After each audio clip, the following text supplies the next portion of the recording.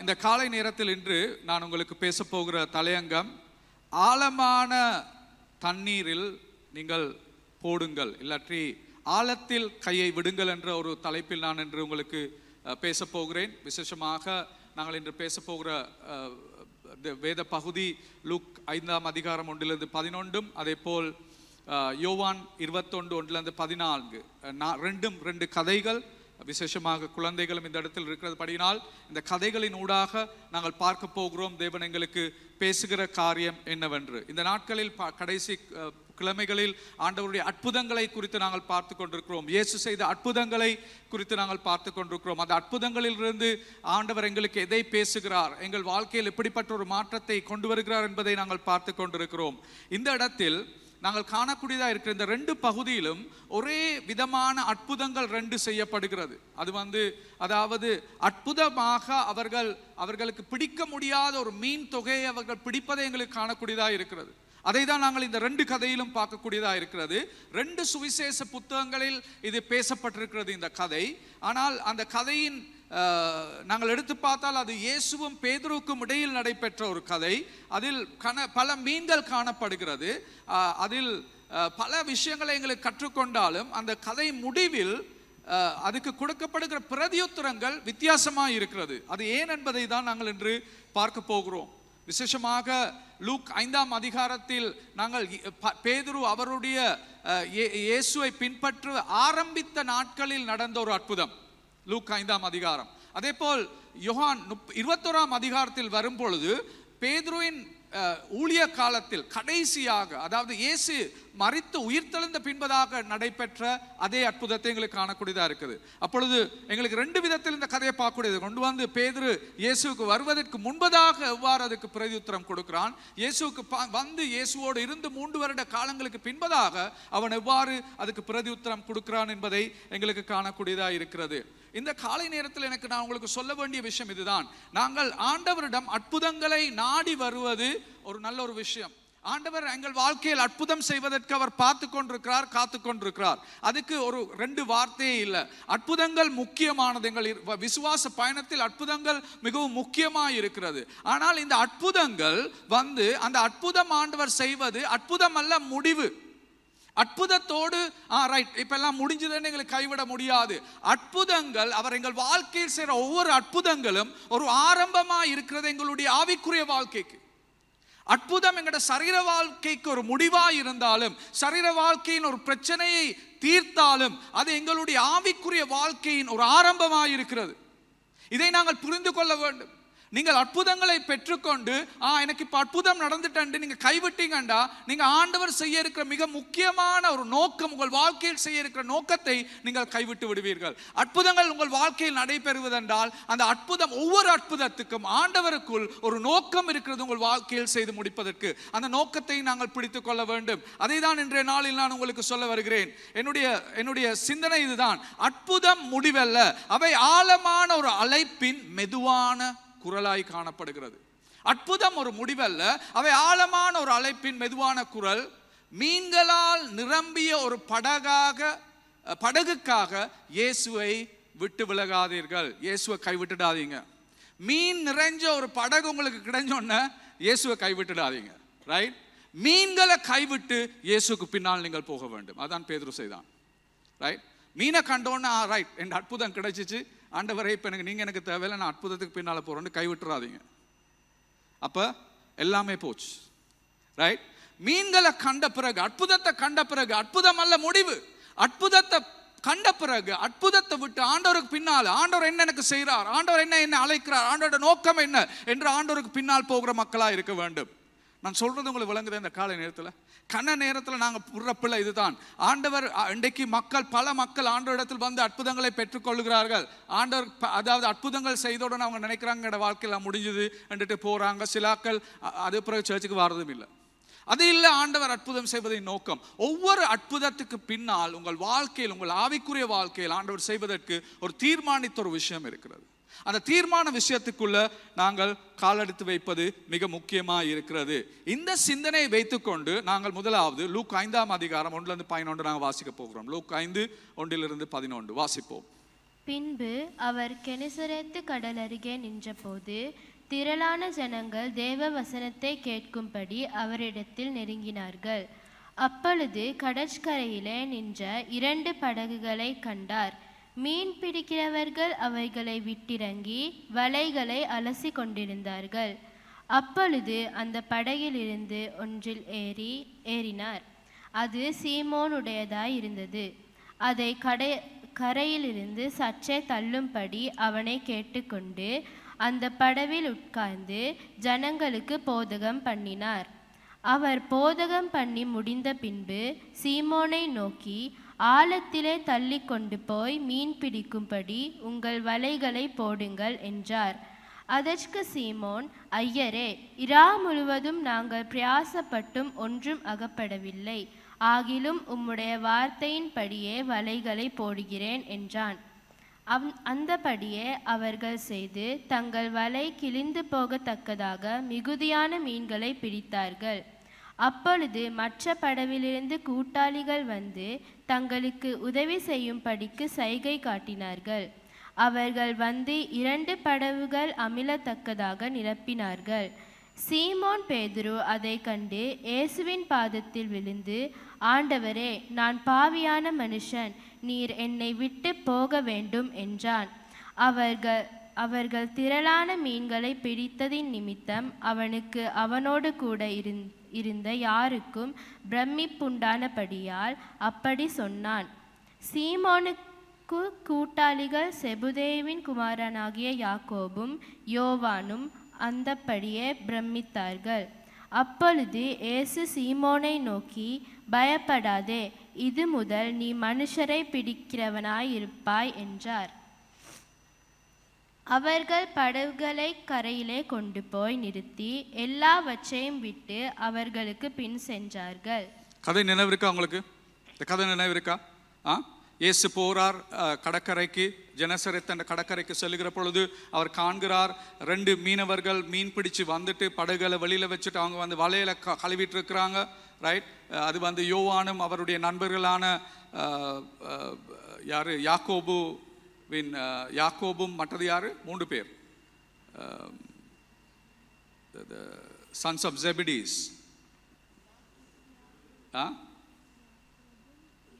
ஜெபரி, யோவானும் யாக்கோபும் 2 பேர். அவர்கள் வந்து ஒன்றாக நின்று அந்த கல்வி கொண்டிருக்கிற நேரத்தில் இயேசு அவர்களை பார்த்து சொல்லுகிறார்கள், எனக்கு இந்த படகை, சீமோன் படகை பார்த்து அவர் சொல்றாரு, எனக்கு இந்த படகை கொஞ்சம் வெளியில போடுங்க, நான் அதிலிருந்து படிப்பிக்க வேண்டும், அதிலிருந்து நான் இந்த மக்களுக்கு அவர்களுக்கு கற்பிக்க வேண்டும் என்று சொல்லுகிற பொழுது சீமோன் படகுல ஏறி கொஞ்சம் அங்கால போய் அவர் கற்பிக்க தொடங்கினார். கற்பித்த முடிந்த பின்பதாக சீமோனுக்கு சொல்லுகிறார், வந்து படகில் ஏறி நாங்கள் ஆழத்துக்கு செல்வோம் என்று அவர்களோட ஆழத்துக்கு சென்று சீமோனோடு அவர் சொல்றார், இப்போ பழைய வலைய மீண்டும் போட சொல்லி.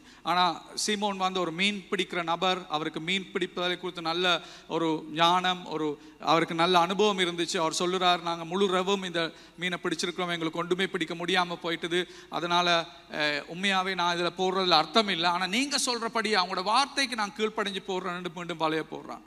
போட்டோன்னா அவன் அந்த வலையில், அதாவது தூக்க முடியாத அளவு மீன்கள், அது பிறகு அவனுடைய நண்பர்கள் அழைக்கிறான், எல்லாரும் ஒன்று சேர்ந்து அந்த மீன்கள் எப்படியாவது 2 படகு நிறைய மீன்களை பிடிச்சு அவங்க கொண்டு வராங்க. வந்த பிறகு என்ன நடக்குது? அவர் சொல்றார், இயேசு அவரை பார்த்து அவர்கள் அற்புதப்படுகிறார்கள். பேதுரு சொல்றார், ஆண்டவரே, எனக்கு உங்கள் கிட்ட வர முடியாது, நீங்கள் பரிசுத்த நபர், என்னை விட்டு விலகி போங்கள் என்று சொல்லுகிறார்.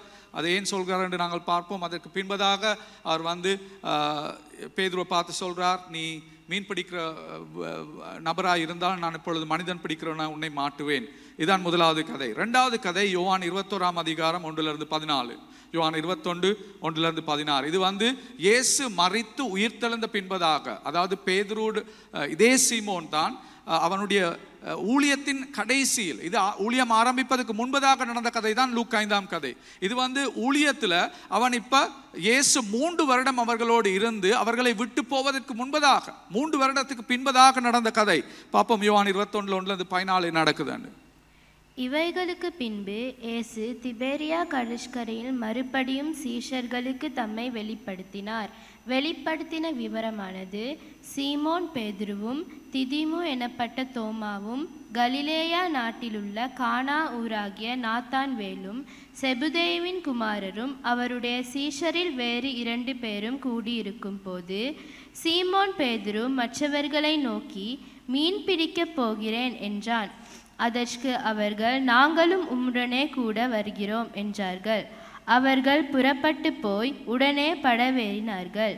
அந்த இராவிலேயே அவர்கள் ஒன்றும் பிடிக்கவில்லை. விடியற் காலமான போது இயேசு கரையிலே நின்றார்.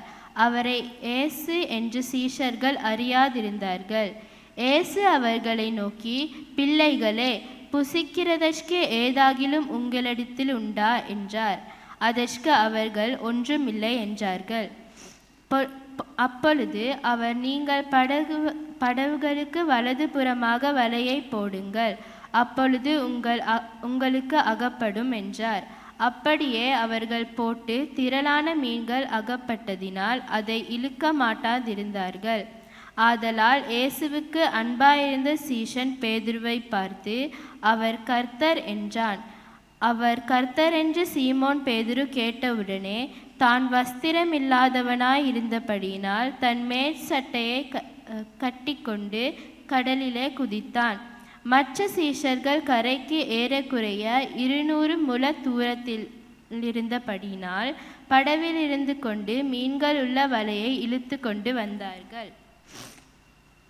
அவர்கள் கரையிலே வந்திறங்கிய போது கரிநெருப்பு போட்டிருந்ததையும் அதன் மேல் மீன் வைத்திருக்கிறதையும் அப்பத்தையும் கண்டார்கள். இயேசு அவர்களை நோக்கி, நீங்கள் இப்பொழுது பிடித்த மீன்களில் சிலவற்றை கொண்டு வாருங்கள் என்றார். சீமோன் பேதுரு படவில் ஏறி 153 பெரிய மீன்களால் நிறைந்த வலையை கரையில் இழுத்தான். இத்தனை மீன்கள் இருந்தும் வலை கிழியவில்லை. இயேசு அவர்களை நோக்கி, வாருங்கள், போஜனம் பண்ணுங்கள் என்றார். அவரை கர்த்தர் என்று சீஷர்கள் அறிந்தபடியினால் அவர்களின் ஒருவனும், நீர் யார் என்று கேட்க துணியவில்லை. அப்பொழுது இயேசு வந்து அப்பத்தையும் மீனையும் எடுத்து அவர்களுக்கு கொடுத்தார். இயேசு மரித்தோரிலிருந்து எழுந்த பின்பு தம்முடைய சீஷருக்கு அருளின தரிசனம் இது 3வது தரிசனம். நாங்கள் ஜெபிப்போம். அன்பின் ஆண்டவர், இந்த காலை நேரத்தில் 2 கதைகளால் நாங்கள் ஆண்டவரை வார்த்தையில் வாசித்தோம். இதிலிருந்து எங்களுடன் பேசுங்கள். விசேஷமாக ஆண்டவரே, அற்புதங்கள் எங்களுக்கு தேவை. அற்புதங்களுக்கு பின்பால் நாங்கள் செல்ல வேண்டும். ஆனால் அற்புதங்கள் முடிவல்ல. அது ஆண்டவரே, உங்களோட வாழ்க்கையில் நாங்கள் செல்கிற வாழ்க்கையில் ஆவிக்குரிய வாழ்க்கைக்கு ஒரு ஆரம்பமாக இருப்பதை எங்களுக்கு காண்பீங்கள் ஆண்டவரே. இந்த காலை நேரத்தில் எங்களை பொறுப்பு கொடுத்து இயேசுவின் நாமத்தில் ஜெபிக்கிறோம் நல்ல பிதாவே. ஆமேன், ஆமேன். 2வது கதையில நீங்க பார்க்கக்கூடியதா இருக்கிறது, இந்த சீசர்கள் எல்லாரும் ஒன்று சேர்ந்து, விசேஷமாக பேதுரு சொல்லுகிறான், நாங்கள் மீன் பிடிக்க போவோம் என்று அவர்களையும் அழைத்து கொண்டு அவன் கடலுக்கு சென்று மீன் பிடிக்கிற பொழுது மீன்கள் ஒன்றும் பிடிபடவில்லை. கடல் கரையில் இருந்து ஒருவர் கத்தி கேட்கிறார், எங்களுக்கு சாப்பிடுவதற்கு ஏதாவது இருக்குதா ஆண்டு. ஆனா அவங்களுக்கு யாருன்னு அந்த குரலும் தெரியல. அவங்க சொல்றாங்க ஒன்றுமே இல்லைண்டு. அதுக்கப்புறம் அந்த நபர் சொல்றார், வலது பக்கத்துக்கு கூட வலையை போடுங்கண்டு. வலது பக்கம் வலையை போட்டோன்னு மீன் பிடிப்பட்ட மீன்கள் எல்லாத்தையும் எடுத்துக்கொண்டு அவங்க கரைக்கு வரக்குள்ள இயேசு தான் அந்த கரி நெருப்புல அவர் வந்து அந்த மீனையும் பானையும் அதில் சூடு பண்ணி கொண்டிருக்கிற நேரத்தில் அவர் சொல்லுகிறார், நீங்கள் பிடித்த மீன்களை கொண்டு வரும்படி. அப்பொழுது பேதுரு வலையை இழுத்து அதில் இருந்த மீன்களை கொண்டு வந்து இயேசுவுக்கு கொடுக்கிறான். இயேசு அதை அவருக்கு ஆயத்தப்படுத்துகிற பொழுது அதோட நீங்க அந்த கதையில் இன்னொரு விஷயம், அதாவது அவர்கள் அந்த கரையில் இருப்பது இயேசு தான் என்று பேதுரு தெரிந்தவுடன் தன்னுடைய சரீரத்தில் ஆடை இருக்கவில்லை, ஆடைகளை அணிந்து கொண்டு அவன் குதிக்கிறான். மிக விரைவாக கடலில் குதித்து அவன் படகு வருவதற்கு முன்பதாக நீந்தி இயேசுவிடம் வருகிறான். அதான் அதில் காண்ற முக்கியமான விஷயம். ஏன் அப்படி செஞ்சான்னு நாங்கள் பார்ப்போம். முதலாவது உங்களுக்கு நினைவிருக்கு, முதலாவது கதையில அவன் சொல்றான், ஆண்டவரே என்னை விட்டு போங்கள் என்று. ஆனா 2வது கதையில இயேசுன்னு தெரிஞ்சோன்னு அவன் படகு வருவதற்கு முன்பதாகவே கடலுக்கு குதித்து ஆண்டவரிடம் கிட்ட வருகிறான். என்ன இதுல நடந்த வித்தியாசம்? ஏன் அப்படி 2 விதத்தில் அவன் பிரதியுத்தரம் கொடுத்தான் என்பதை நாங்கள் பார்க்க போகிறோம். முதலாவது விஷயம், இந்த 2 கதையிலும் வந்து இந்த 2 கதை கற்பனை கதைகள் அல்ல, இவை நிஜமாக நடைபெற்ற கதைகள். நீங்க பாருங்க, 2வது கதையில எவ்வளவு விஷயம் சொல்லப்படுகிறது. 200 நூல்கள் தூரத்தில், அதாவது அந்த அளக்கக்கூடிய அளவு தூரத்தை கூட அல்ல சொல்லியிருக்கு. 153 மீன்கள், எத்தனை மீன்கள் இருக்குன்னு சொல்லப்பட்டிருக்குது அது வலையில, ரைட்? அதுக்கப்புறம் சொல்றார், அவர் வந்து அந்த கலட்டப்பட்ட ஆடை அணிந்து கடலுக்கு குதிக்கிறான் என்று சொல்லப்படுது. இவ்வளவு எங்களுக்கு தகவல்கள் அந்த கதையில் கொடுக்கப்பட்டது. காரணம் என்னண்டா, இது கண்களால் கண்ட ஒரு கதை. இதை கண்ட நபர் தான் இந்த விஷயங்களை எங்களுக்கு சொல்லுகிறார். இது ஒரு கற்பனை கதை அல்ல. அதனால் முதலாவது ஆண்டவர் செய்த எல்லா அற்புதங்களும் அவை நடந்த அற்புதங்கள் என்று நாங்கள் விசுவாசிக்க வேண்டும். சில வேளை சிலருடைய மனதில் ஏற்படலாம், இது ஒரு கற்பனை கதையா, இது உண்மையான்ற கேள்வி வரலாம். இல்லை, இது கதை, இந்த கதைகள் உண்மையாக நடந்தது. இவை கண்களால் கண்டவர்களால் தான் இது எழுதப்படுகிறது. விசேஷமாக யோவான், அவன் தான் இதை எழுதுகிறான். அவன் வந்து எவ்வளவு உங்களுக்கு காணக்கூடியதற்கு தகவல்களை எங்களுக்கு கொடுக்கிறான் என்று, அந்த தகவல்கள் எங்களுக்கு முக்கியமாக இருக்கு. அதுதான் முதலாவது. இரண்டாவது விஷயம் தான் எங்களுக்கு இந்த இடத்தில் காணப்பட வேண்டிய இரண்டாவது விஷயம் தான் இதில் வந்து எங்களுக்கு விளக்கம் இல்லாத ஒரு கீழ்ப்படிவு. விளக்கம் இல்லாத கீழ்ப்படிவு எங்களுக்கு காணக்கூடியதா இருக்குது. விளக்கம் இல்லாத கீழ்ப்படிவு என்று நாங்கள் இதில் சொல்லக்குள்ள 5ஆம் அதிகாரத்தில் 5ஆம் வசனத்தில் உங்களுக்கு காணக்கூடியதா இருக்கிறது, உம்முடைய வார்த்தையின் படியே வலையை போடுகிறேன். அதாவது அவனுக்கு தெரியும், பேதுருக்கு தெரியும், முழு இரவும் அவன் மீன் பிடிப்பதற்கு அவர் முழு இரவும் அவர்கள் வேலை செய்து முடிந்து விட்டது. அதனால் மீன் இல்லை என்ற இடத்துக்கு அவர்கள் வருகிறார்கள். இன்னொரு விஷயம் தான், இரவில் தான் மீன்கள் பிடிப்படும் அதிகமாக, காலை நேரத்தில் மீன் பிடிப்படாது. ஆனால் காலை நேரம் இது வந்து எல்லாம் முடிஞ்ச நேரம், இந்த நேரத்தில் மீன் பிடிக்க முடியாது. அப்படிப்பட்ட, அதாவது எங்களுடைய அறிவுக்கு அப்பால், எங்களுடைய அறிவு, எங்களுடைய அனுபவத்திற்கு அப்பால் செல்லுகிற ஒரு கதை. கன நேரத்தில் இயேசு வந்து உங்களுக்கு ஒரு காரியத்துக்கு கீழ்ப்படிய சொல்லும் பொழுது, அந்த காரியம் வந்து உங்கள் அறிவுக்கு அப்பால் பட்ட ஒரு காரியம், உங்களுடைய அனுபவத்துக்கு அப்பால் பட்ட ஒரு காரியம். கன நேரங்களில் எங்களுக்கு ஆண்டவர் சொல்றதுக்கு கீழ்ப்படிய முடியாமல் போறதுக்கு காரணம் என்னவென்றா, அது வந்து எங்களுக்கு இட் டசன்ட் மேக் சென்ஸ். அது எங்களுக்கு அது வந்து எங்களோட மனதுக்கு புரியுது, யோசிச்சு பார்த்தோம்னா இது நடக்காது, இது நடக்க முடியாத ஒரு விஷயம். சாதாரண மனதால யோசிச்சு பார்த்தா இது ஒரு நாளுமே நடக்க முடியாத விஷயம். இயேசு உங்களுக்கு எப்பவுமே உங்களுக்கு காரியங்கள் சொல்லுகிற பொழுது, உங்களுக்கு அறிவுக்கு எட்டாத, உங்களுடைய அனுபவத்துக்கு எட்டாத, நீங்கள் செய்தால் அது நடக்க முடியாது என்று சொல்ற காரியங்களை ஆண்டவர் உங்களுடைய வாழ்க்கையில செய்ய சொல்லலாம். அப்படி சொல்லுகிற பொழுது நீங்கள் அதற்கு உங்களுடைய அனுபவத்தை வைத்து தீர்மானம் எடுத்தீர்கள் என்றால், உங்களுடைய லாஜிக், அதாவது நீங்கள் சிந்திக்கிற விதத்தை வைத்து நீங்கள் தீர்மானம் எடுத்தீங்கண்டா, நீங்க சொல்லுவீங்க இது சரி வராது, இது செய்ய முடியாத விஷயம். பேதுரு அப்படிப்பட்ட ஒரு தருணத்தில் தான் இருக்கிறார். பேதுருக்கு இந்த நேரத்தில் ஆண்டவர் சொல்லுகிறார், மீண்டும் வலையை போடு.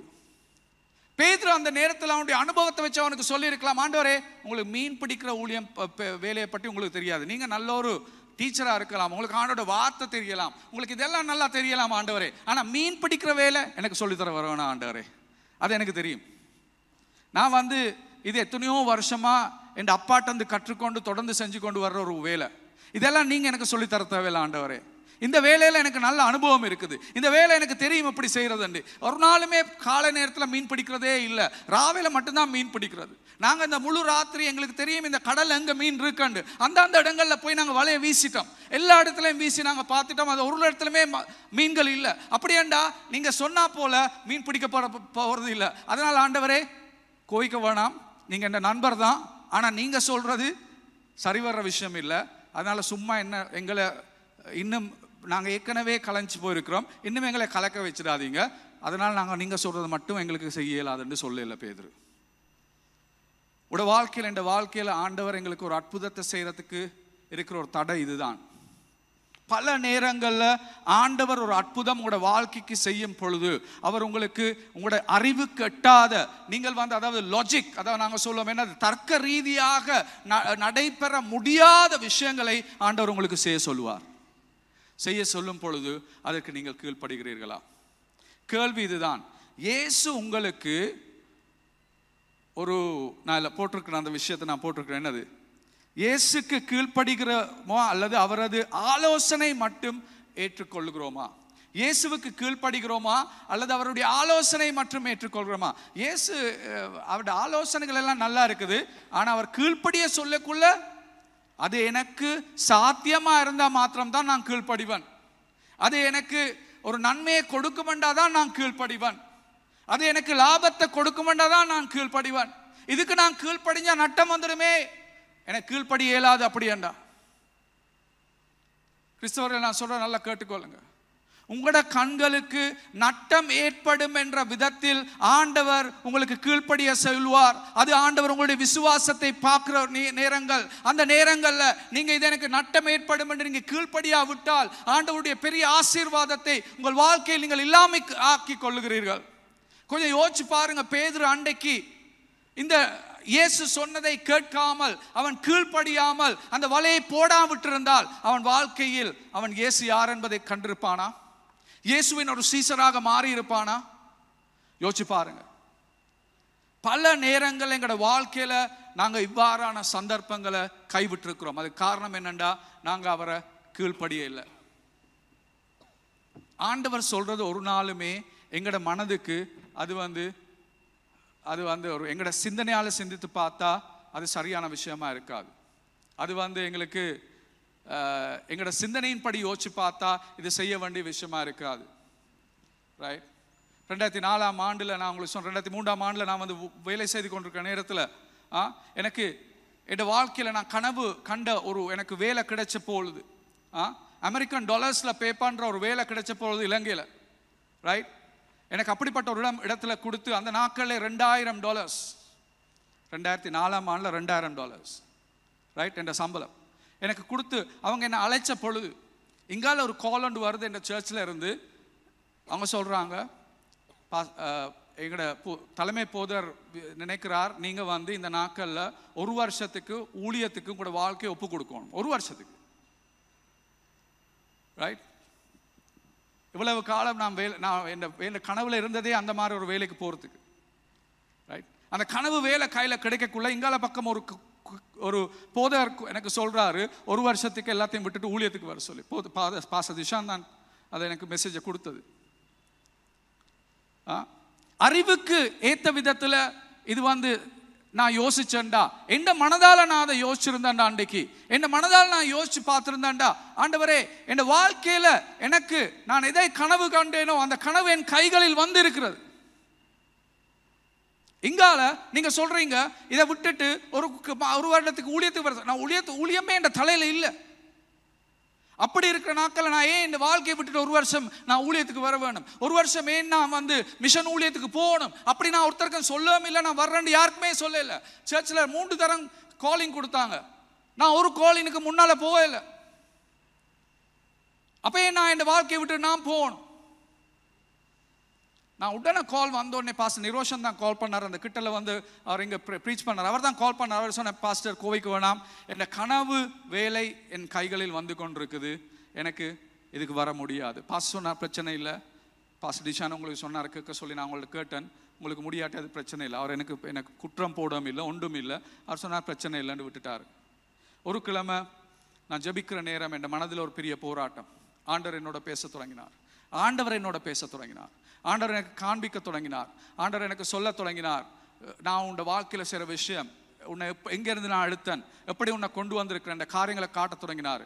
அந்த கிழமை நான் எனக்கு நல்ல நினைவு இருக்கு. ஒரு வெள்ளிக்கிழமை காலையில் நான் எழும்பி நான் ஆண்டவர் சொன்னேன், ஆண்டவரே நான் 1 வருஷம் ஊழியத்துக்கு வர்றதுக்கு தயார், 1 வருஷம் மிஷன் ஊழியத்துக்கு வர்றதுக்கு தயார் என்று காலையில் நான் தீர்மானம் எடுத்துட்டு நான் இந்த ஆஃபீஸில் போய், எனக்கு என்ன நினைவு இருக்கு, இந்த மேசையில் நான் இருந்து கொண்டிருக்கக்குள்ள 9 மணி இருக்கும், எனக்கு கால் வருது. எங்கேருந்து வருது? நான் கடைசியாக அந்த இன்டர்வியூக்கு போன இடத்துல கால் அவங்க சொல்கிறாங்க, இன்றைக்கு உங்களுக்கு உங்களோட கண்ட்ராக்டை சைன் பண்ணலாம், உங்களே நாங்கள் தேர்ந்தெடுத்துருக்கிறோம். இந்த இலங்கைக்கு கண்ட்ரி மேனேஜர், இந்த இலங்கைக்கு ஒரு மேனேஜராக இந்த மைக்ரோசாஃப்ட் அண்ட் ப்ராடக்ட், உங்களுக்கு தெரியும், உலகத்தில் இருக்கிற 500 பெரிய கம்பெனியில் ஒரு கம்பெனி, அந்த கம்பெனியில் இலங்கைக்கு கண்ட்ரி மேனேஜராக உங்களை அப்பாயிண்ட் பண்ணியிருக்கிறோம், சைன் பண்ணுங்க. 9 மணிக்கு எனக்கு கால் வருது. ரைட். நான் உங்களுக்கு சொன்னேன், கொஞ்சம் நேரம் தாங்க எனக்கு இந்த தீர்மானத்தை எடுக்க என்று. நான் ஃபோனை வச்சுட்டு உடனே நான் பாஸ்டர் நிரோஷனுக்கு கால் பண்ணி சொன்னேன், நான் 1 வருஷம் ஊழியத்துக்கு நான் வாரேன். அவர் கேட்டார், நீ இப்போ அன்றைக்குள்ள சொன்னீங்க நீங்கள் வரமாட்டேன். நான் சொன்னேன், இல்லை இன்றைக்கு நான் உங்களுக்கு சொல்கிறேன், நான் வாரேன் அண்டு. ஃபோனை திரும்பி வச்சுட்டு இவங்களுக்கு கால் பண்ணி சொன்னேன், இந்த வேலையை நான் எடுக்கலை, எனக்கு எடுக்க முடியாது. ஏன்னா நான் ஏற்கனவே இன்னொன்றுக்கு நான் என்ன அர்ப்பணிச்சிட்டேன். எப்போ அர்ப்பணிச்சது? 2 நிமிஷத்துக்கு முன்னால் அர்ப்பணிச்சது. அவங்களுக்கு அதை நான் சொல்லலை, ஆனால் நான் ஏற்கனவே அர்ப்பணிச்சிட்டேன் இன்னொரு வேலைக்கு. அப்போ அவங்க கேட்டாங்க, ஏன் என்ன பிரச்சனை என்ன? அவன் சொன்னா, உங்களுக்கு சம்பளம் பத்தாதா, உங்களோட பேக்கேஜ் பத்தாதா, திரும்பி நாங்கள் பேசுவோம், வேற ஒரு பேக்கேஜ் நான் உங்களுக்கு தாரேன். அவங்க என்னோட நெகோஷியேட் பண்ணுறாங்க. இப்போ விடுறாங்க இல்லை, என்ன கை விடுறாங்க இல்லை போகிறதுக்கு. ஆனால் அவங்களுக்கு சொல்ல வேண்டி வந்துச்சு, இல்லை எனக்கு இந்த காலத்தில் வர முடியாது, நான் ஒரு தீர்மானம் எடுத்துக்க, இதுக்கு பணத்தை குறித்த தீர்மானம் இல்லை, இது எனக்கு என் வாழ்க்கையில் ஆண்டவரோடு கொடுக்கல் வாங்கல் சரி. அவர் ஆண்டவர் அவருக்கு யோசிச்சார். அவர் கேட்டார், என்ன நீங்கள் பேசுகிறீங்க, இது வேலை, ஆண்டவர் எல்லாரும் பற்றியெல்லாம் பேசுகிறீங்கன்னு சொல்லக்குள்ள நான் அவருக்கு விளங்கப்படுத்தினேன், இதான் நான் செய்ய போகிறேன். கடைசியில் அவர் என்ன சொன்னார், உங்களே இடத்துல நான் இருந்தேன்னா இந்த மாதிரி தீர்மானம் நான் எடுக்க மாட்டேன், ஆனால் நீங்கள் சொல்கிறது ஏதோ சரி மாதிரி இருக்குது, நீங்கள் போய் செஞ்சிருங்க அப்படின்னு சொல்லிட்டார் அவரே. சரி, அந்த வருடம் நான் எந்த சுய புத்தியால நான் தீர்மானம் எடுத்திருந்தேன்டா இன்றைக்கு இந்த இடத்துல உங்களோட தலைமையர் போதுகிறான நிற்க மாட்டேன். யோசிச்சு பாருங்க. 2004 ஆண்டு என்ற சுய புத்தியால நான் தீர்மானம் எடுத்திருந்தேன்டா 2025 வருடம் ஆகஸ்ட் மாசம் இந்த இடத்துல நான் தலைமை போதரா நின்று இருக்க மாட்டேன். அந்த 14 ஆண்டுக்கு அடுத்து போயிருந்தேன்டா இன்றைக்கு ஒரு பணக்காரனா எங்கேயோ ஒரு இடத்துல இருந்து ஏதோ ஒரு சபையில் தசம பாகத்தை கொடுத்துட்டு பணக்காரனா வாழ்ந்திருப்பேன். ஆனால் அது இல்லை ஆண்டவரோட அழைப்பு. என்ற வாழ்க்கையில் அது இல்லை அவரோட அழைப்பு. எப்போ ஆண்டவர் எங்களுக்கு எங்களோட சுய புத்திக்கு அப்பால் எங்களுக்கு தீர்மானம் எடுக்க சொல்கிறாரோ அந்த இடத்துல கீழ்ப்படிவு முக்கியமாக இருக்கிறது. அந்த நேரத்தில் நாங்கள் கீழ்ப்படியா விட்டோண்டா ஆண்டவர் எங்களோட வாழ்க்கையில் செய்ய போகிற காரியத்தை நாங்கள் மிஸ் பண்ணிடுவோம். ஆண்டவர் எங்களோட வாழ்க்கையில் அவர் கொண்டு வைத்திருக்கிற பயணத்தை நாங்கள் மிஸ் பண்ணிடுவோம். அற்புதத்தின் நிமித்தம் அன்றைக்கு எனக்கு ஒரு அற்புதம் என்ற வாழ்க்கையில் நான் ஒரு நாளுமே டாலர்ஸால சம்பளம் எடுக்கல. $2000 இன்றைக்கு எவ்வளவு? இன்றைக்கு 6 லட்சம். 2004 ஆண்டுல யோசிச்சு பாருங்க எவ்வளவு பெரிய காசுங்க.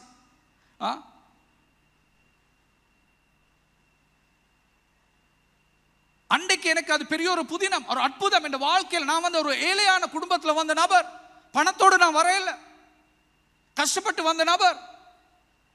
அற்புதம் ஒன்று என் வாழ்க்கையில் நடந்திருக்கு. இந்த 6 லட்சம் ரூபாய் காசு. தீர்மானம். ஆசீர்வாதம் பின்னால் போக போறேனா, என் இயேசுவின் மெதுவான குரலை கேட்டு நான் செல்ல போகிறேனா? அதான் கேள்வி. அதான் கேள்வி. எதற்கு நான் கீழ்ப்படிய போகிறேன்? எதற்கு நான் கீழ்ப்படிய போகிறேன் என்ற கேள்வியை நான் கேட்கும்.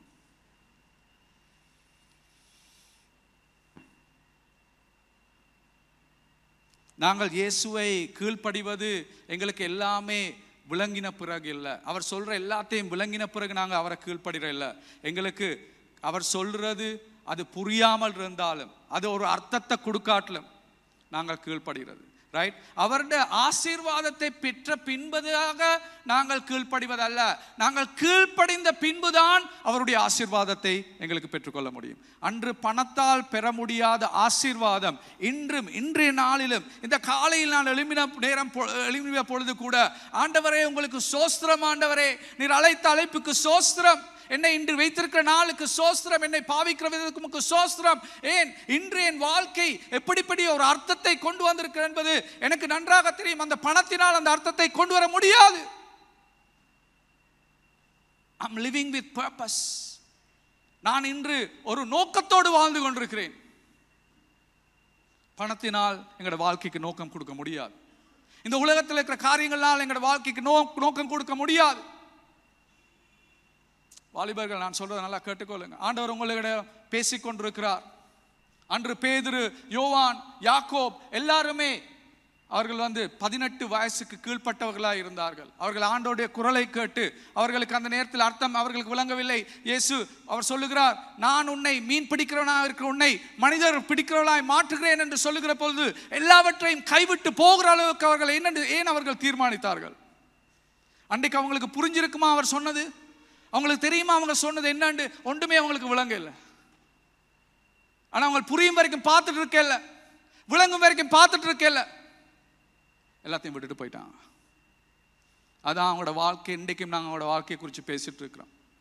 2000 வருடத்துக்கு பின்பதாகவும் பேதுரு உங்களுக்கு என்ற பெயர் உங்களுக்கு தெரியறதுக்கு காரணம் என்னண்டா, அவன் அன்றைக்கு அவனுக்கு புரியாமல் இருந்தாலும் அவன் கீழ்ப்படிந்தபடியினால், அவன் அன்றைக்கு கீழ்ப்படியாமல் இருந்தான்டா பேதுரு இஸ் a dead man. அவரை பற்றி உங்களுக்கு யாருக்குமே அவர் யாருன்னே தெரிஞ்சிருக்காது. கொஞ்சம் யோசிச்சு பாருங்க, யோசிச்சு பாருங்க. நாங்கள் ஆண்டவருக்கு கீழ்ப்படிவது எங்களுக்கு ஆசீர்வாதம் பெற்ற பின்பதாக அல்ல. ஆண்டவருக்கு நாங்கள் கீழ்ப்படிவது எங்களுக்கு அது கஷ்டமாக இருந்தாலும் அவர் பேசுகிற பொழுது அதை கேட்டு நாங்கள் கீழ்ப்படிய வேண்டும். இயேசு உங்களுக்கு ஆலோசனை கொடுக்கிற நபரா அல்லது இயேசு உங்களுடைய தேவனா? ஆலோசனைக்கு மாத்திரம் இயேசுடன் வந்து போகிறீர்களா? ஆலோசனை எடுத்துட்டு எனக்கு இது சரி வந்தா நான் செய்கிறேன், எனக்கு இது சரி வராட்டி நான் செய்ய மாட்டேன் இருக்கிறீங்களா? நான் உங்களுக்கு தசம பாகத்தை பற்றி பேசுறதுக்கு நான் வரல. ஆனால் உங்களுக்கு சொல்றேன், பல பேர் இன்றுமே அந்த 10% கொடுக்க வேண்டியது ஆண்டவர் கொடுக்காம அவங்க பிடிச்சு வச்சு கொண்டு இருக்கிறாங்க, தங்களோட பிரச்சனையில அவங்க இல்லாம ஆக்கி கொள்றதுக்கு. அது புரியுது இல்லை அவங்களுக்கு, அவங்க விளங்குது இல்லை. அவங்க நினைக்கிறாங்க இதை கொடுத்தா எனக்கு இல்லாம போயிடுமாண்டு. எங்க உங்களோட விசுவாசம்? ஆண்டவரை நீங்க உண்மையா விசுவாசிக்கிற நபரா இருந்தால் முதல்ல அதை வைங்க ஆண்டவரோட பாதத்துல வச்சுட்டு அதுக்கு பிறகு பாருங்க ஆண்டவரை விசுவாசிங்க. விசுவாசம் எங்களுக்கு வருவது நாங்கள் ஒன்றை கைவிட்டால் மாத்திரம்தான். முதல்ல கொடுங்க ஆண்டவருக்கு, கொடுத்துட்டு விசுவாசிச்சு சொல்லுங்க, ஆண்டவரை நான் உங்களை விசுவாசிக்கிறேன், என்னை கொண்டு செல்லுங்கள் என்று சொல்லுங்க.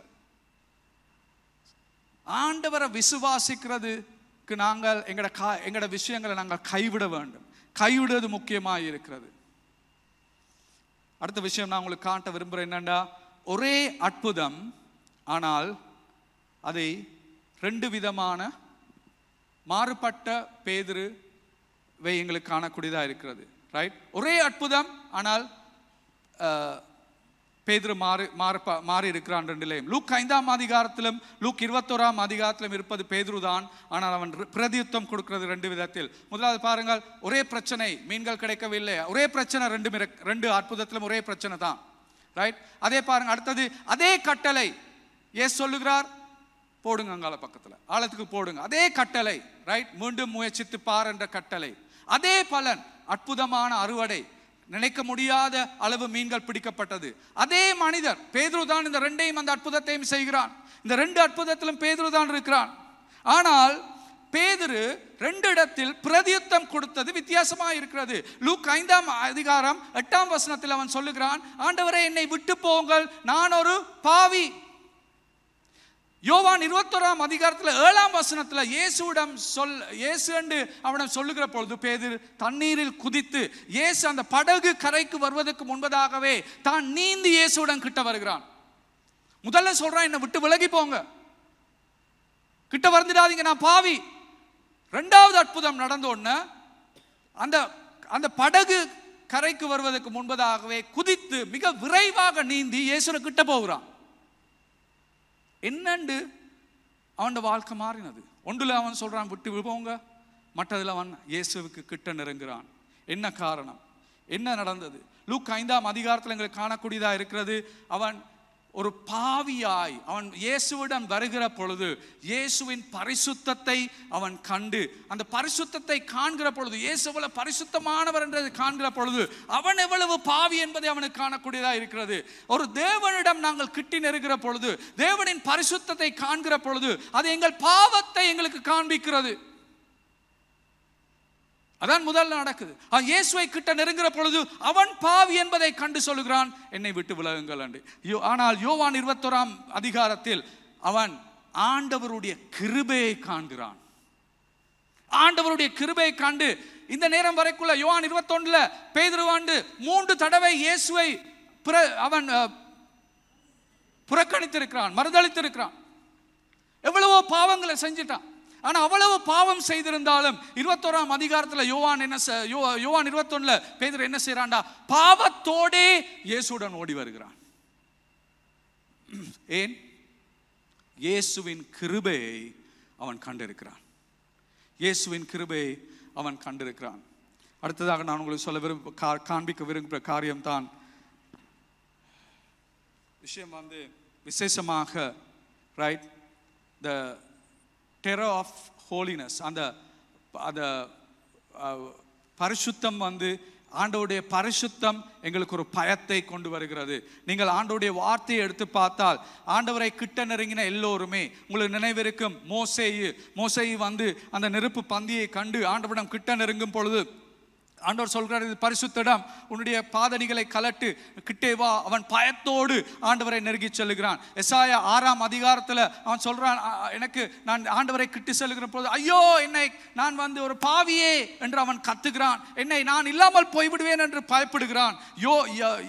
யோபு அவன் ஆண்டவருடன் கிட்ட நெருங்குகிற பொழுது அவன் அதாவது ஆஷஸ், சாம்பலை போட்டு அவன் ஒரு பாவி என்பதை உணர்கிறான். பேதுரு ஆண்டவர் கிட்ட வருகிற பொழுது என்னை விட்டு விலகுங்கள் என்று சொல்லுகிறான். இதில் அர்த்தம் என்னது?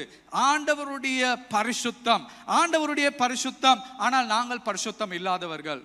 ஒன்று நல்லா நினைச்சுக்கொள்ளுங்க, நல்லா தெரிஞ்சுக்கொள்ளுங்க. ஆண்டவருடைய உங்களுக்கு எனக்கு எத்தனை பேர் ஜபிக்கிறீங்க? ஆண்டவரே உங்களோட பிரசன்னம் எனக்கு வேணும்னு எத்தனை பேர் ஜபிச்சிருக்கீங்க? யாராவது ஜபிக்கிறீங்களா? ரைட்.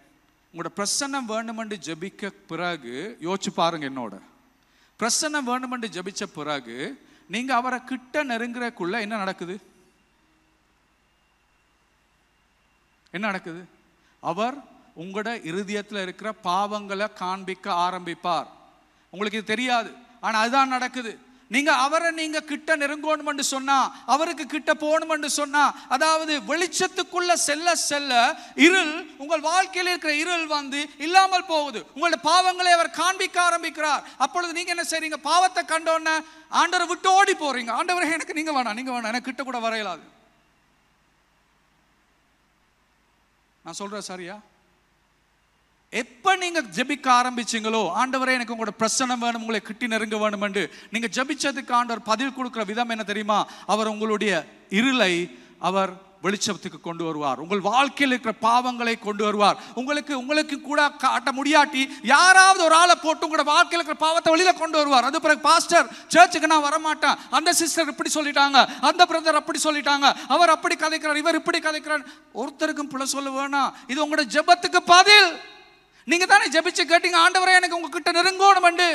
ஆண்டவர் இப்ப உங்களுக்கு நெருங்கணும்டா, நெருங்கக்குள்ள அவர் உங்களோட பாவங்களை காண்பிக்கிறார். ஆண்டவருடன் கிட்ட நெருங்குற ஜெபம் ஒரு பயங்கரமான ஜெபம். இதுக்கு பிறகு விளங்கி கொள்ளுங்க, விளங்கி ஜெபிங்க. அது ஒரு பயங்கரமான ஜெபம். ஆண்டவரை கிட்டி நெருங்குற நீங்க ஜெபிக்கிறீங்க, அது ஒரு பயங்கரமான ஜெபம். வேண்டா, அது உங்களுக்குள்ள இருக்கிற எல்லா அசுத்தத்தையும் வெளியில கொண்டு வர போகுது. ஏண்டா அவரை கிட்டி நெருங்க இயலாது. அவர் பரிசுத்தமானவரை கிட்ட பரிசுத்தம் இல்லாம செல்ல முடியாது. பரிசுத்தமான நபர்கிட்ட நாங்க போறாண்டா அவர் எங்களை முதல்ல பரிசுத்தமாக்குவார், வெளிச்சத்துக்கு கொண்டு வருவார். ரைட். இது முக்கியமா இருக்கிறது. when we see God as he really is, it exposes who we really are. ஆண்டவர் யார் என்பதை நாங்கள் உண்மையான விதத்தில் காண்கிற பொழுது நாங்கள் யார் என்பதை எங்களுக்கு கண்டுகொள்ளக்கூடியதா இருக்குதாம். நான் சொல்றவங்களுக்கு விளங்குதா? ஆண்டவரை நீங்க எவ்வளவு பரிசுத்தமா காண்றீங்களோ அவ்வளவுக்கு அவ்வளவு உங்களுடைய பரிசுத்தம் இல்லாத தன்மை, பாவங்கள் வெளியே வரப்போகிறது, காண்பிக்க போகிறார். இன்னைக்கு இருக்கிற மிகப்பெரிய பிரச்சனை என்ன தெரியுமா? கிறிஸ்தவர்கள் பலர் ஆண்டவருக்கு கிட்ட வர்றேன்னு சொல்றாங்க, ஆனா ஆண்டவருக்குள்ள வராங்க இல்ல. நான் சொல்றேன், நல்லா கேட்டுக்கொள்ளுங்க. Right. the danger of being near but not in.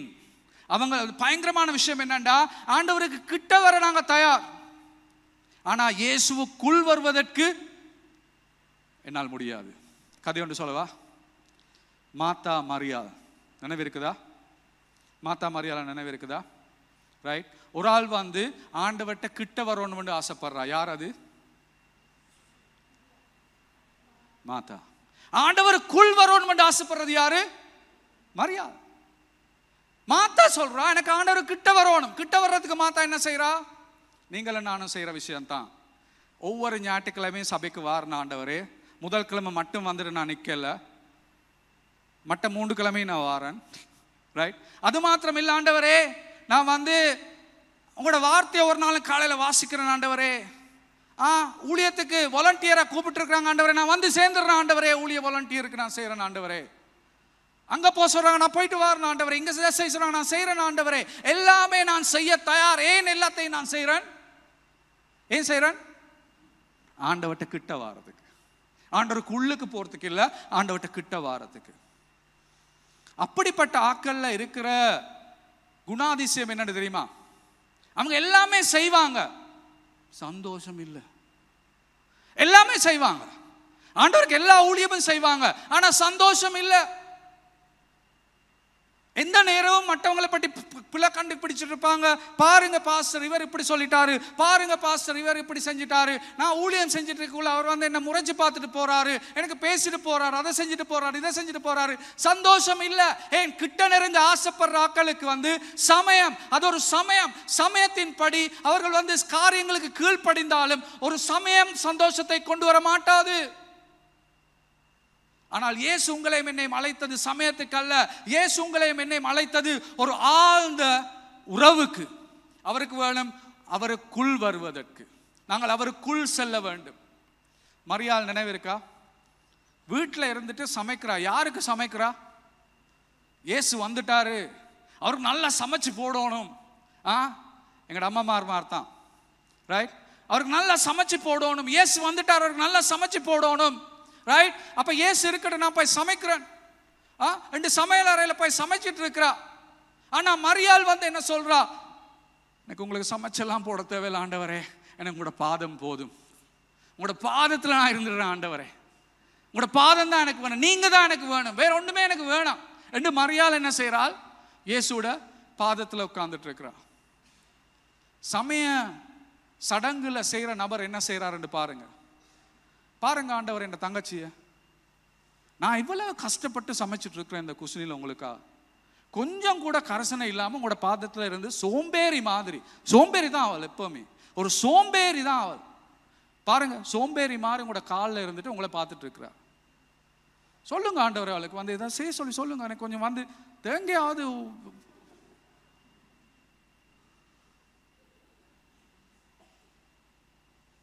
இதுதான் ஊழியத்தில் இருக்கிற எல்லாட்டையும் பணப்பேரில் இன்றைக்கு நான் காண்ற விஷயம். இதுதான் ஊழியம் செய்கிறாங்க, சந்தோஷம் இல்லை. பாருங்க, அவரை பாருங்க, இவரை பாருங்க, ஏன் ஐயா அவரையும் இவரையும் பார்க்குறீங்க?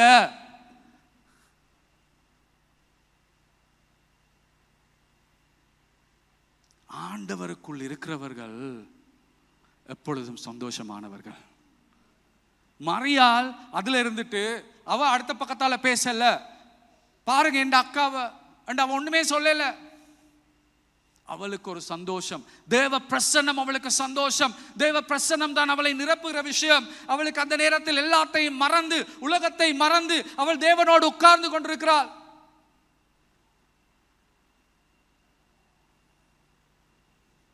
வித்தியாசம் உங்களுக்கு விளங்கணும். என்னத்தை நீங்க செய்ய போறீங்க? ஆண்டவர்கிட்ட கிட்டி நெருங்க போறீங்களா? ஆண்டவருக்குள் வர போறீர்களா? பேதுரு ஆண்டவரிடம் கிட்டி நெருங்கவில்லை, அவன் ஆண்டவருக்குள் வருகிறான்.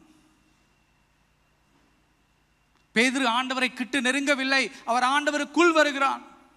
நீங்களும் நானும் ஆண்டவர் எங்களை அழைப்பது அவரை கிட்ட நெருங்கி வருவதற்கல்ல, அவரை உள்ளுக்குள் அழைக்கிறார். என்னது பேதுருவை மாற்றிய காரியம்? ஏன் 21ஆம் அதிகாரம், யோவான் 21ஆம் அதிகாரத்தில் பேதுரு வந்து தண்ணீருக்கு குதிக்கிறான்? ஏனென்றால் அவன் லூக் 5ஆம் அதிகாரத்தில் விளங்காத ஒரு விஷயத்தை இப்பொழுது அவன் விளங்கி இருக்கிறான். அது என்னது?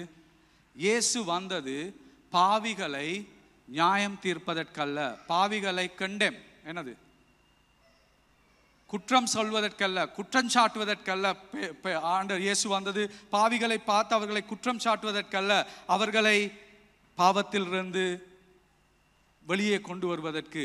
இயேசு வந்தது, இந்த உலகத்துக்கு வந்தது வந்து அவர் வந்து எங்களை வந்து எங்கள் குறைபாடுகளை கண்டு எங்கள் குறைபாடுகளை சொல்வதற்கல்ல, எங்கள் குறைபாடுகளுக்காக சிலுவையில் சென்று எங்களை ரட்சிப்பதற்காக அவர் வந்திருக்கிறார். Right? Jesus didn't come for the competent but for the broken. இயேசு வந்தது எல்லாம் சரியா செய்யக்கூடிய ஆட்களுக்கு அல்ல, உடைந்து போன மனிதர்களுக்காகவே இயேசு வந்தார். Right?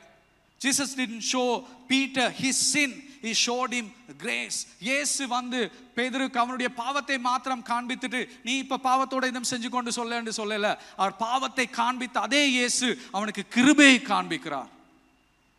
அதான் வித்தியாசம், அதான் வித்தியாசம். இந்த நேரம் வரைக்குள்ள இயேசு 3 தரம் இயேசுவை மறுதலைத்திருக்கிறார். அவர் இயேசுவை விட்டு ஓடி போயிருக்கிறான். இயேசு பேதுரு அவன் வந்து அவன் வாழ்க்கையில தோத்து போன ஒரு தருணம் இந்த தருணம். ஆனால் இந்த தோத்து போன தருணத்தில் அவன் என்ன செய்கிறான் என்றால் இயேசுவை நோக்கி வருகிறான், இயேசுவை விட்டு ஓடி போகவில்லை. நான் சொல்றேன், நல்லா கேட்டுக்கொள்ளுங்க சபை. தோத்து போன நேரத்தில் நீங்க இயேசு கிட்ட வருகிறீர்களா, இயேசுவை விட்டு ஓடி போகிறீர்களா, அது உங்களுக்கு தான் காண்பிக்க போகிறது எவ்வாறு நீங்கள் இயேசுவை காண்கிறீர்கள் என்று. இயேசு நீங்க தோத்து போன நேரத்தில் அவர்கிட்ட கிட்ட ஓடி வர்றண்டா நீங்க அவருடைய கிருபையை நல்லா அறிஞ்சிருக்கிறீங்க. நீங்க தோத்து போற நேரத்தில் அவரை விட்டு ஓடுறீங்கண்டா நீங்க ஒரு சமயத்தை பின்பற்றிட்டு இருக்கிறீங்க. இன்னுமே சமயம் தான் சொல்லுது நீங்க தோத்து போனா ஆண்டவர்கிட்ட வர முடியாது. சமயத்தை பின்பற்ற நபரா, இயேசுவுடன் உறவு இருக்கிற நபரா? நீங்கள் அவரிடம் கிட்ட இருக்கிற நபரா, அவருக்குள்ள இருக்கிற நபரா? நீங்கள் இயேசுவை விசுவாசிக்கிறீர்களா? நீங்கள் அவருக்கு அன்பு செலுத்துகிறீர்களா? உங்களுக்கு அவரிடம் ஓடி போவதற்கு, நீங்கள் தோத்து போனாலும் அவர்களுக்கு ஓடி போகக்கூடிய ஒரு மனநிலை உங்களுக்குள்ள இருக்குதா இந்த காலை நேரத்தில்? இதான் உங்களை இன்று ஆண்டவர் உங்களிடம் கேட்கிற கேள்வி. அற்புதங்கள் ஆண்டவர் கட்டாயம் உங்களோட வாழ்க்கையில் செய்வார். அற்புதங்கள் செய்வது ஒரு நாளும் அவர் நிறுத்த மாட்டார். ஆனால் ஒவ்வொரு அற்புதமும் அது வந்து ஒரு முடிவல்ல, அது உங்கள் ஆவிக்குரிய வாழ்க்கைக்கு ஒரு நோக்கத்துக்கு கொண்டு செல்வதற்கான ஒரு ஆரம்பமாக இருக்கிறது. தேவனுடைய உங்களுடைய அற்புதத்தில் ஆண்டவர் உங்கள் வாழ்க்கைக்கு வைத்திருக்கிற நோக்கத்தை நீங்கள் கண்டிருக்கிறீர்களா? அல்லது அற்புதத்தை பிடிச்சு ஆண்டவரை கைவிட்டுட்டீங்களா? மீன் படகை கண்டோன்னு அதை பிடிச்சிட்டு ஆண்டவரை கைவிட்டாச்சா? அல்லது மீன் படகை கண்ட பின்பும் அதை நான் கைவிட்டு ஆண்டவர் பின்னால் செல்ல நான் தயார் என்ற இடத்துல நீங்க இருக்கிறீங்களா? இந்த கால நேரத்தில் உங்களோட கண்களை மூடி ஒரு நிமிஷம் நாங்கள் தியானிப்போம். எங்களுடைய